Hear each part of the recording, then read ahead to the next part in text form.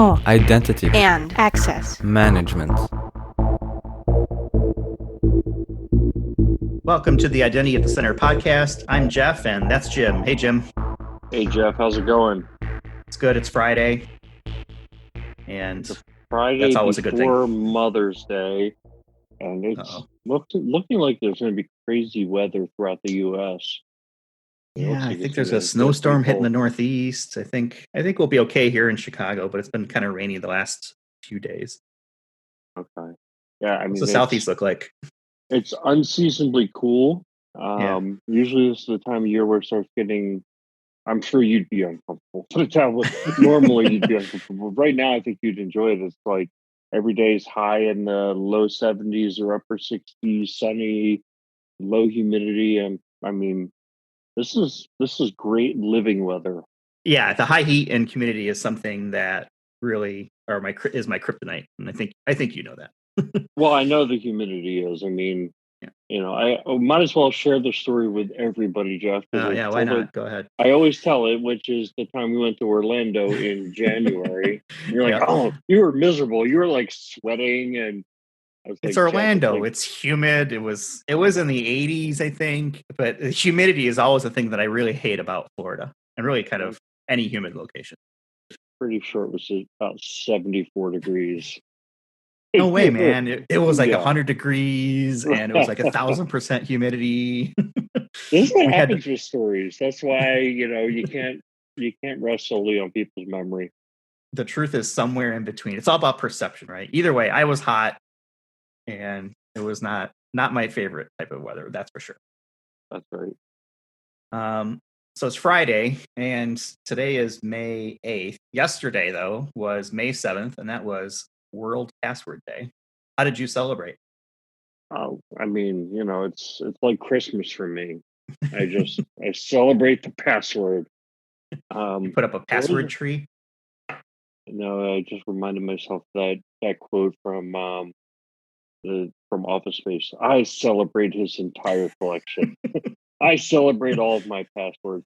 No, I mean, I think that I'm just going to sound so original here, but passwords are crap.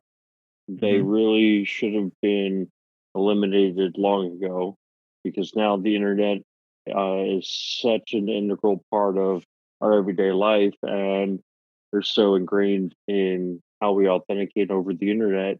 You can almost barely imagine a world without passwords, yet that's where we need to head. Yeah, password is not modern authentication. That's for sure. Once you get a hold of a password, it's really just a matter of time. Even if it's encrypted, right? If you got an encrypted hash somewhere, you're running rainbow tables, and once that has been cracked once, it's cracked everywhere. And that's, why the guidances always have a different password for each website. But in the reality of the world, right, that's very hard to do. Most people pick, 1, 2, or 3 different passwords, and they just start adding numbers to it. So it becomes very easy to solve for. I like the concept of moving towards, passwordless, but I don't think we're quite there yet, though. It is gaining in popularity. I've got a couple of passwords that I've reused. So one of the things that I read a long time ago that I thought was kind of good advice was that, because I don't use a password safe, to have kind of a framework for how you use passwords. And so for really kind of critical applications that I want to make sure never get cracked, I either ensure that, one, they have multi-factor, or two, that I'm using a unique password. In other words, I invest the life energy in making sure I have a unique password for that site. I like that, the life energy. Yeah, it takes some life energy to have, extra passwords that you don't have elsewhere, and to remember them. And then there are sites where it's like, okay, I'm not going to store my credit cards with this, online commerce site. I'm probably going to buy something from here once or twice.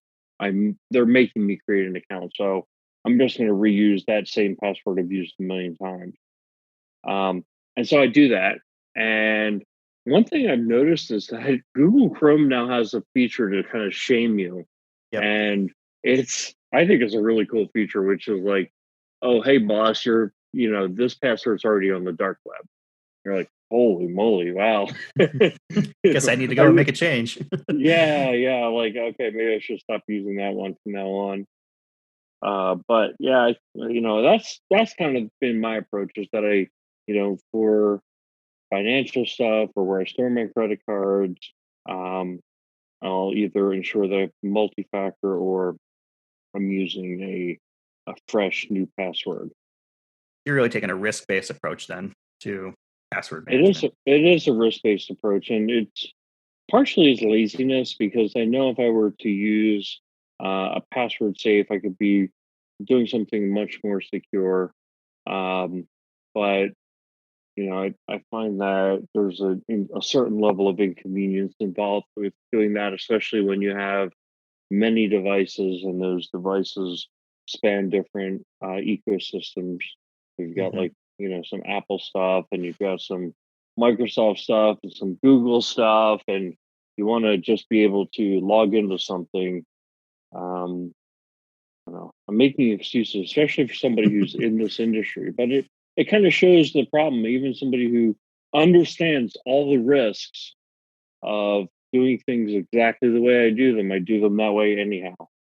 You accepted the risk. So I fall on the other side of it. I use a password manager. I use LastPass, and I wouldn't say I've always done it, but since I've become more involved with security, I've tried to go more random passwords. And the struggle of cross devices and different ecosystems between Apple and Microsoft, iOS and Android. I'm someone who is constantly jumping around between all of those services. So um, I've settled on LastPass as my password manager because they have an app basically for everything, Mhm. and that lets me really kind of tame the beast a little bit. So I use randomized passwords and all the different complexity things, and I've been trying to make a more conscious effort of having a different password for each website. If I haven't, as I come across it, um, I've been going through the password change process to kind of get it synced up, and that so far has worked pretty well for me. My workflow stretches across Windows machines, Mac OS, and iOS for phone and tablet. And I've found LastPass has made it a lot easier for me. So obviously we don't have sponsors on this show, otherwise we'd have a better green room situation, as Ron mentioned last week. But it's something that I've been using for years, and it's free. At least the version that I'm using, and it works well. So Now, we I think work in it's a an option. company of under 100 employees, and so we don't have managed devices, but I can imagine that, if you were working in a corporation, you could have a number of passwords for the corporation, and personal may or may not be allowed to install LastPass on your corporate devices. Hmm. It's just Yeah, a possibility. I there's a mean, I lot of think different so. things. So yeah, I don't want to shoot. I think what you're doing is way better than what I'm doing, right? But I think so. That was objection kind of number one. I would imagine you might hear, and objection number two might be, what if you lose your master password, or what if you Yep. fumble your master password for um, LastPass, and somebody has Yeah. access to everything. Yeah, that's why you've got to make sure that, I mean, use MFA even on that. I'm using, a password by itself that is not used anywhere else, just specifically for that. I mean, it is a lot of work, and I think it covers up the problem, which is, passwords just inherently are insecure. And I'm excited about passwordless, future, whether, how often or how quickly that comes along. You've got things like Windows Hello and, authenticator apps and so forth. I saw recently there was an article that um, at Microsoft's Ignite 2019, which is about 6 months ago, there were 100 million people that were using passwordless logins every month, and that includes things like Windows Hello, the Authenticator app, push based, and then different security type keys like PPT, et cetera. And they've saying as of a couple days ago that that's grown by 50% already. So now 150 million people are using passwordless, which I think is great. I think it's a step in the right direction, but I'll be happy when we can finally say, yeah, the password truly is dead. But Yeah, I have a feeling that's absolutely. going to be you're carrying something else that's your password, right? It's a lot of companies are focusing on your phone. as kind of like your secondary auth, or even maybe even primary authentication in some cases. Right. And we had a discussion. I'm trying to remember who it was with earlier this week, and we were talking about the whole idea behind like why don't companies or why don't more folks invest in um, hard tokens? And part of it is that it seems like something is like there, it's hot, it's the now, but the next thing is right around the corner. And so, how many dollars would you invest in something like that, knowing it's probably going to be obsoleted in a couple of years? Yeah, I can imagine, going back to my operations days, having to manage RSA tokens and, you know, having to deal with the logistics of hardware keys Hmm. is is a challenge, right? I mean, you've got to get them out to people, people lose them, they break, they're not configured right. There's a whole bunch of things go wrong. Now that was admittedly 15 years ago, roughly. So, the process has gotten a lot better right now. It's more of a app based thing on your phone, but um, I think it'll be interesting to see how this space evolves because there's also other things too, right? That like keyboard analysis, your typing cadence, right, can be a way to biometrically authenticate, which I find interesting. I'm trying to remember. I think typing DNA was one of the examples that we've looked at in the past as kind Right. of evaluate the space. But um, I'm waiting for natural language. When is the computer from Star Trek going to be there and be able to handle natural language queries and authenticate based on voice patterns and prints and all that good stuff as kind of routine. Absolutely. Anything we can do to get closer to what did they have in Star Trek where it was a room where it was like a virtual reality, but The you actually holodeck. the holodeck. I mean, that is like that's everything right there. I don't think I'd ever leave Holodeck the is pretty holodeck. cool. Well, I think that's kind of where VR is right now, and I've dabbled around with it here and there, and it is very good, but it's still for the most part, unless you've got a really good setup, a tethered experience. So you're Yeah. stuck in a room, or you have a wire or something connected to you. I mean, there's wireless versions of it out there too, but you're still very limited by the space. I have seen that there are some um, like like laser tag style games, right? That take place in giant warehouses where it's a VR experience. But man, I'd hate to be running, head first and crash into a wall or something like that Right, because of exactly. boundaries. But I think it's the beginnings of it. It's like anything else. At some point, it'll miniaturize and get cheaper and become standard. Microsoft's been trying to make Hololens a thing for years and hasn't caught on the consumer space, but I think So you businesses and don't think organizations just wait. VR is going to go the route of 3D TV, huh? Well, I I think they don't know. already I know a tried it. lot of people are like, when 3D TV was hot, a lot of people are like, I don't care about that. I don't want that. I thought it was the coolest thing ever. I think it's very cool, but it makes a lot of people sick. It's not good enough to the quality where the experience and the fidelity can trick the mind for all people. The other thing too is the discomfort. People who wear glasses have to put something over there, over that to be able to see things. It's Right. I used to wear glasses right before I had LASIK done, and that struggle is real. Trust me. Putting a VR mask over your glasses is not the most comfortable thing in the world, and there's a lot of different things that kind of go into the comfort of it. Um, who knows? So Maybe holograms will become the thing at some point. when you and I first started working together, you were really into VR. You spent a lot of money on it. Where do you stand with that Yeah. now? Are you doing it much? I'm staring at it right now. It's in a box underneath my computer desk here. um, it's kind of a hassle for me to kind of pull out and put together. The technology definitely works though, but it is like I mentioned, kind of a tethered experience, and I really haven't been using it. It's probably time for me to say goodbye to it. But for those wondering, I have the HTC Vive. There's Oculus, which is owned by Facebook now. They have another product out there as well that's pretty good. But yeah, I find myself not using it, and it's not for anything other than I guess general laziness. Let's put it that way. I got you. Yeah, That's what I mean. It has to be worth the time investment for you. Otherwise, you're not going to do it. yeah. I mean, there's there's a lot to set up for that one. I think the newer versions are a lot better, where you don't have to put these base station ups, and you don't have wires kind of over the place. I think Oculus has gotten that part right. The experience is a lot better, and who knows, from a virtual workspace perspective, that might be a, a method to look at. Maybe your mask, your VR mask, will become your device, right?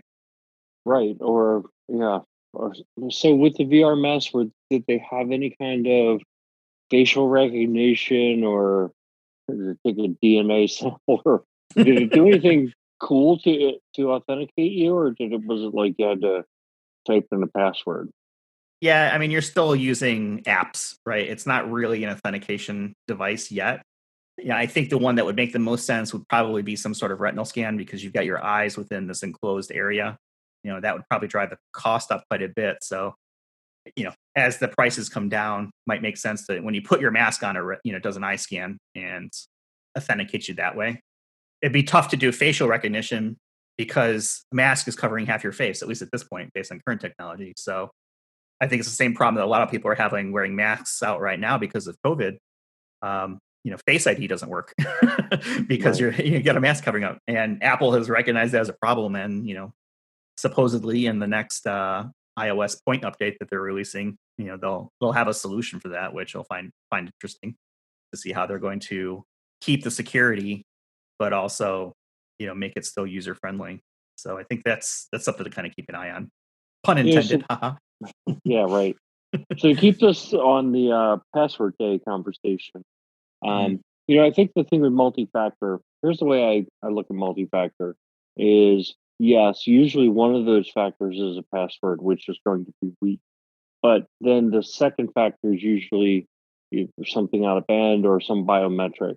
Mhm. And while we know a lot of the out of band um, methods can be cracked, I'd say for many, many use cases, this is still strong enough. In other words, it creates enough of a hurdle that going ahead and cracking it is, too much effort for what you're stealing. Now, I think if you are, protecting national secrets, or, potentially even like financial data, SMS text as a second factor is not strong enough. However, if you're protecting, your ability to upload pictures to Facebook or something, it probably is. The problem with Facebook came to mind, and I thought of how Facebook has become an identity provider and connects people into so many different things that Mhm. it kind of concerns me that, getting access to somebody's Facebook isn't about just deleting their pictures or putting up you know, a, a stupid post. It's what can you then branch off to do when you have hijacked someone's Facebook account. So probably not the best example, but if you thought of something else that's more trivial, having a second factor is an SMS text or an authenticator app. Think with authenticator apps, like for me and you, and probably most people listening to this, we don't think of authenticator apps as something that foreign. But I keep the person I use in my world who is a non-computer person is my dad. I Mhm. just imagine trying to explain to him how to set up Google Authenticator. Yep. I think I get a panic attack even thinking about trying to have that conversation with him. Yeah, there is definitely a hurdle to gain entry, to be able to do that easily. And I always pick on Apple as a good example of how they've kind of commonized MFA, for example. iOS specifically has MFA built into the OS itself. It's very easy to use, and they've kind of people are used to, okay, I'm going to get a code somewhere, right? It's on my phone or whatever it is, whether it's SMS or a pop up on the device. And Android does something similar as well, and other devices as well, but or other OSs, I should say. But yeah, trying to explain here, I want you to load the Okta app, right? And then register the Okta app with, systems. It's easy for you and I because we get it. But yeah, I can see how, people struggle with that. I've been trying to get my wife to use LastPass, for years, because she's constantly, having her log into different machines. What's my Microsoft password? Well, I don't know. It's your password. And then, she's sitting there kind of thinking about it. Like, well, why don't you use a password manager? and She's like, she's well, not why up did I for it. just use the same password for everything? Right. So she knows that much. I think as far as, me educating her, she knows that that's bad. And, when she spots something that's weird at her company, she'll tell me about it. I'm like, oh, you wouldn't believe this. So I've kind of turned her into a little bit of a password or identity kind of, you know, evangelist, but Right. it's not easy, right? To Well, get it out there in speaking of front of people. spotting things that are weird at companies, and you know, obviously, I think the thing that I see every day, everybody sees every day, are all these phishing attempts that come through, and Hmm. the quality varies. Some you still get the random one where it's like, um, a prince in Nigeria needs you to send your bank account information, or I want to send you money, or just some scam that's like, oh my god, delete. Right. The IRS Um, is wants to refund your money and you need to pay them back in Apple gift cards or Google Play gift cards. Yeah, those are obviously legitimate because the IRS accepts gift cards as payment. Yeah, of course. I mean, why wouldn't they take Apple gift cards? Hmm. Hey, at some point they might be worth more than U.S. currency, but that's another conversation. But some of them are ones, especially when they're persistent. Like, this is the final warning. Your Apple ID is about to be disabled. And you're like, I got like 7 of these now. Maybe, and then you think, no, Yeah, and I but think you do open them, and by the way, when you open an email, a lot of times it's an HTML email.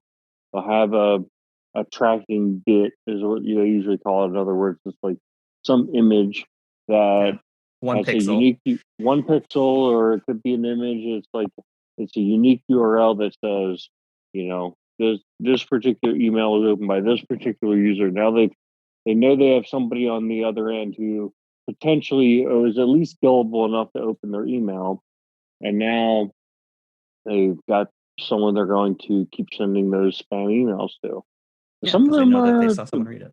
they're very real looking, right? I mean, but you just have to be diligent to follow certain rules, not click on links that are in those emails. I mean, if you get something from PayPal, go directly to your PayPal app or go directly to PayPal.com. Don't trust the link in the email. Yeah, Usually, don't if click the you link. really know what you're doing, you can tell if it's fake URL. But it's just better to, especially if you're talking about educating. And I think this is a big thing that companies do is come up with cybersecurity awareness training, education programs to get people, especially around um, phishing attempts, to be able to spot them and not fall prey to them. Um, and then I know a lot of companies are going out and trying to spearfish their own users. And Hmm. spearfish, I think that's a very technical term, right? That talks about identifying a particular individual and Hmm. trying to convince them that there's an email, from somebody else within the organization that maybe is their boss or somebody higher up, and so it's directed directly at them, and versus regular phishing, which is where you can send it to everybody in the company, for Right. example. Yeah, Um, fishing is kind of like I see it as like you're just casting on a line and whatever bites. Spear fishing, you're going after big tuna, right? that's It's a right. very specific thing you're looking for, a specific person. Yeah, it's usually there's somebody who's high up in the organization who would have access to sensitive data or might have some information in their email. Those are usually people who can be tricked. Sometimes they go after system administrators. The system administrators, you would hope, are a little more sophisticated than to fall for a phishing attempt. But I think that obviously, if you are able to get your hands on their credentials, it could be much more valuable. Yeah. Well, I'm glad you brought up the fishing thing because I came across an article this week and it's from Barracuda Networks and they had commissioned a research company by the name of SensusWide, which I've never heard of. So hopefully this isn't any type of fake news or plant or whatever. But they went out and surveyed 1,000 different business decision makers across the United Kingdom, U.S., France, and Germany. So obviously not global, but enough of a representation, I think, to draw some conclusions. And one of the things that they saw was over half of them, 51%, had seen an increase in phishing attacks since this whole COVID-19 and shift to the remote working model took place. So I think it's definitely on the rise. You've got bad actors who are trying to take advantage of the situation, and part of that is the training that goes along with it. Over half again said that their workforce wasn't proficient or properly trained in cyber risk associated with remote working. So remote working is brand new for a lot of companies, right? This is not something that they've had to consider, in the past. And now all of a sudden, within a span of a week, 2 weeks, right now they've got most of their workforces working from home. They've had to put in, very tactical, probably processes to kind of keep the business running, throughout this pandemic. So I think it highlights, some of the things that maybe people are already seeing or should be aware of, but there's always more training that can be done. But I thought it was interesting that over half basically are saying, yeah, we're seeing a rise in phishing because of the whole pandemic, and I would expect that number will continue to grow, because I expect that most companies, at least big ones, have announced that they're going to extend work from home as a primary method through at least the end of this year. Some are already saying through summer of next year, a full year out. uh, so it's something I think that as people in the identity space, we need to make sure that are communicating to the folks that we work with and colleagues, et cetera, right, to be able to hopefully improve the level of security that's out there, and at least just make people aware of, hey, you know what, you may see an uptick in phishing attacks. Yeah, and a couple things. I mean, you lit up my radar of a few things there. And I'm going to pick on the non-security thing first. So it's the increase and at least semi-permanence of work from home. I've been a Mhm. proponent of this for a long time. I've worked from home for a decade, and I feel like um, it's probably not for everybody. And there's definitely some benefit to everybody being in the same place. So I'm going to make that statement. However, from a quality of life perspective, um, and the ability for a company to, I think, retain employees, allowing work from home. Look, what's the average commute in the United States to and from work? It's probably more than a half hour each way, right? So there's probably a half hour to an hour each way. People are spending an hour to 2 hours a day, 5 to 10 hours a week of their life sitting in their car, burning fossil fuels, spending money on parking, um, wear and tear on their car, and it's just a reduced quality of life, I think, Mhm. versus the ability to work from home. Now, every job, I understand all the caveats. I'm not going to go through them all, but to me, it could be a positive development to come out of this. Is that I think a lot of companies were afraid to even try it, and maybe companies out there, maybe some um, situations are finding this is very suboptimal.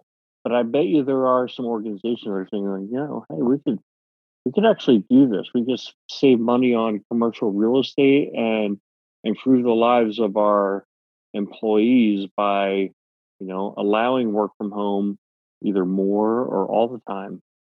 Yeah, I feel like there's a lot of people who have been told over the years that job that they can't do remotely can absolutely be done remotely. Right? Yeah, I mean, the technology is there now. It is, not something that's, new or cutting edge, and you're waiting for other people to figure out all the bugs and wrinkles for it. It's like anything else that's out there. It's infrastructure is it's configured correctly, and you're following good hygiene on security and identity management, then I feel like the most people could probably do some, if not all, of their work from home. And I'm a big fan of it. I've worked for companies in the past that did not have work from home and have slowly, at least when I was there, kind of come to an agreement. Okay, you can work from home one Friday a month, right? And then it became okay every Friday, right? Or something along those lines. And this has really thrust, I think, that decision making back to the forefront to say, look, what are we doing here? I think life is a lot easier when you can work from home, but it is definitely not for everybody, like you mentioned. I think there is some discipline that needs to be there because you may have deadlines or there's work that needs to get done, within a certain amount of time, and you may have distractions at home, or there's too many other things that might be competing for time, especially right now with kids at home from school.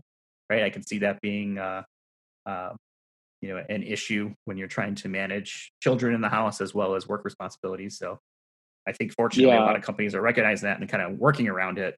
Um, but there is definitely things to consider just from that side. But I am a huge proponent of being able to work from home when it makes sense for all the reasons you listed. I think that the biggest thing that I'm seeing since the pandemic started is that people who maybe even were work from home folks traditionally now have their kids home, either because schools have been canceled or daycares closed, and where they might be able to rely on even other family members watching their kids, or however they had childcare. Those things have Hmm. dried up, and so now you've got 4-year-old and 5-year-old kids hanging on their parents while they're trying to work. That's a totally different situation than what I've run into traditionally with people who are work from home, who have designed their life around making sure that that doesn't happen, or that only happens on you know, weird things like snow days or whatever.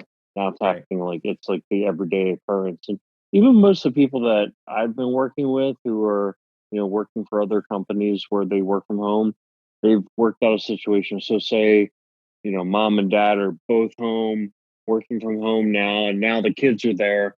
They're figuring out some way to split the working hours so that, somebody's watching the kids and keeping them away. So I saw a really funny video the other day. It was a guy doing a television interview, and one of his kids busts through the door and starts like, flailing around, and then the mom like reaches in, she's trying not to be on the camera, like pulls the kid out of the room.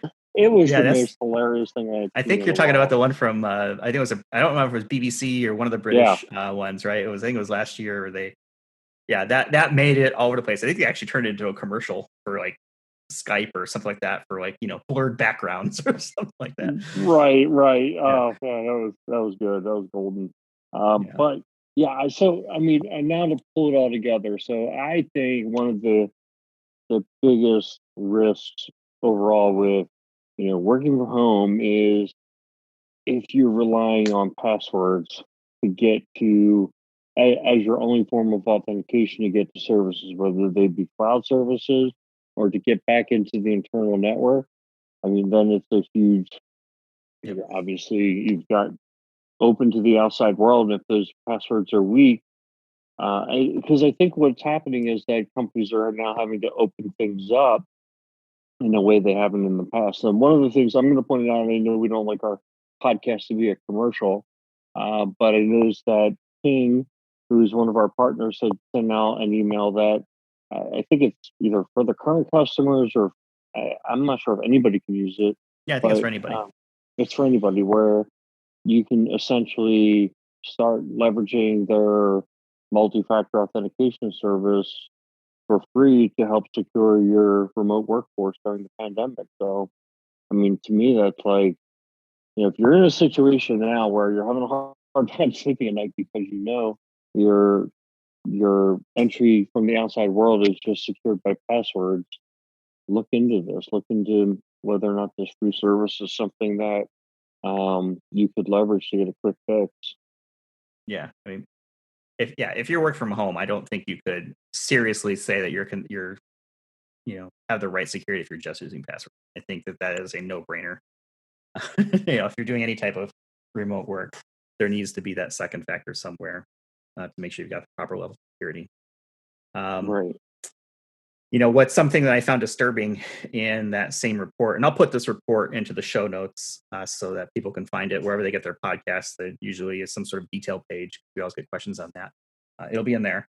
Um, 40% of respondents have cut their cybersecurity budgets as a cost-saving measure to help tackle the COVID-19 crisis. So I think that's scary because now you've got more people working from home, and theoretically you're spending less on security to cover those people. Not a direct one-to-one correlation, but people cutting cybersecurity in this time when there's going to be more phishing attacks, more everything else that goes along with that.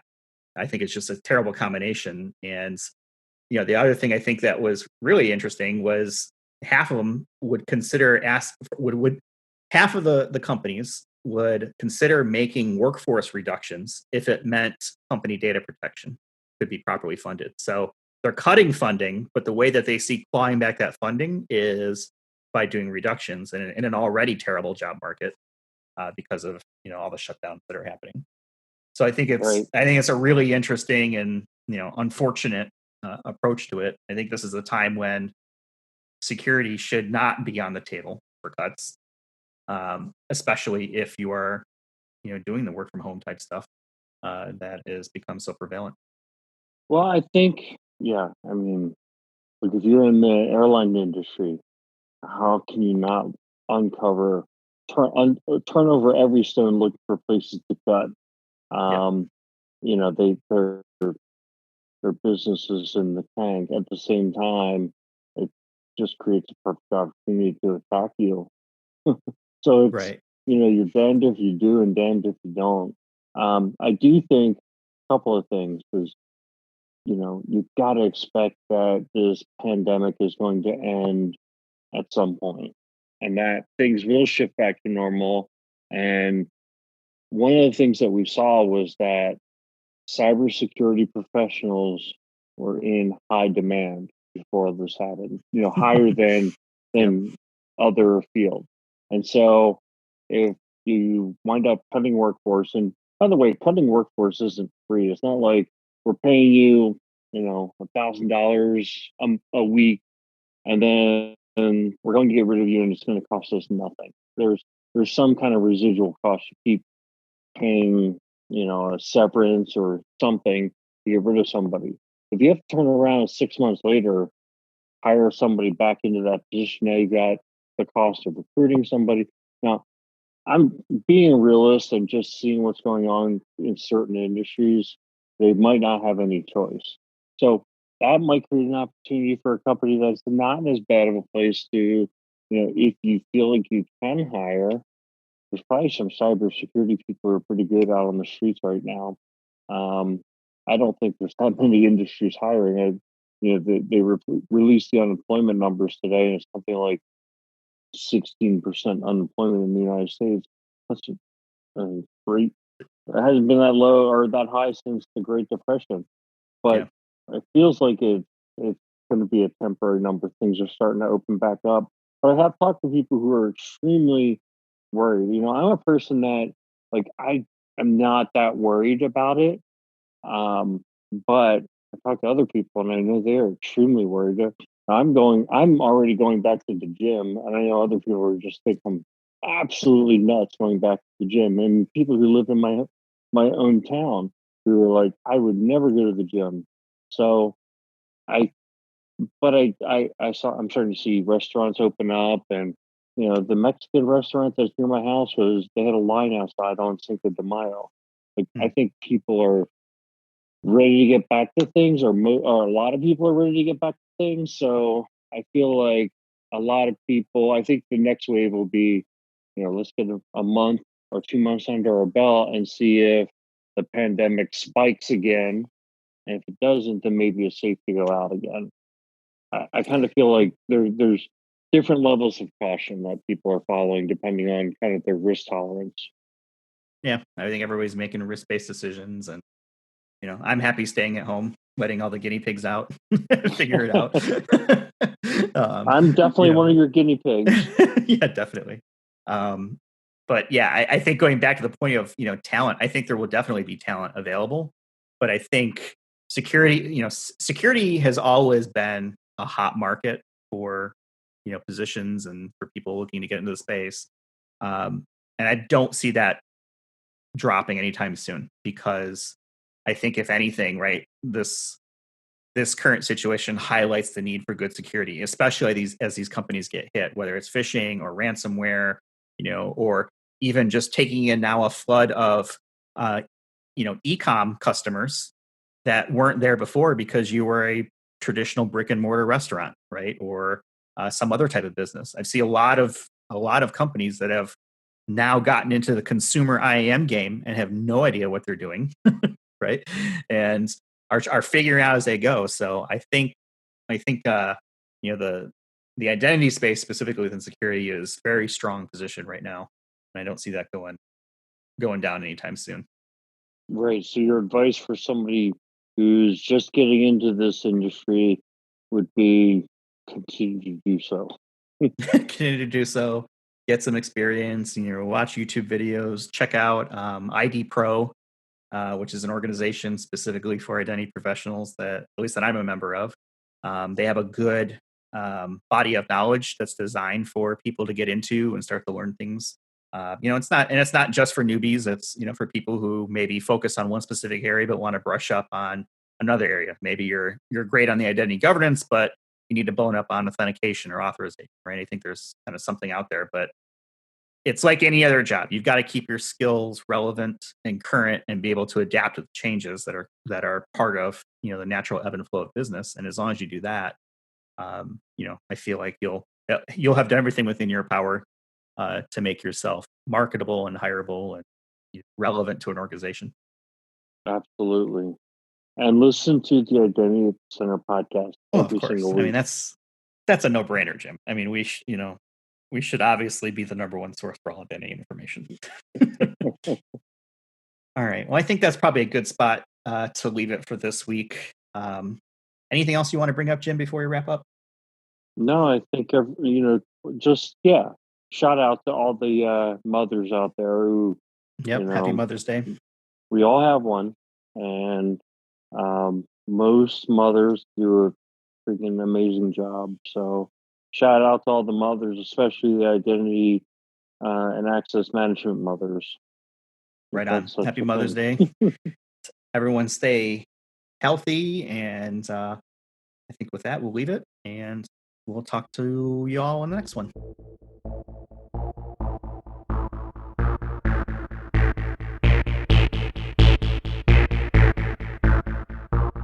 You've been listening to the Identity at the Center podcast. For more episodes, visit identityatthecenter.com.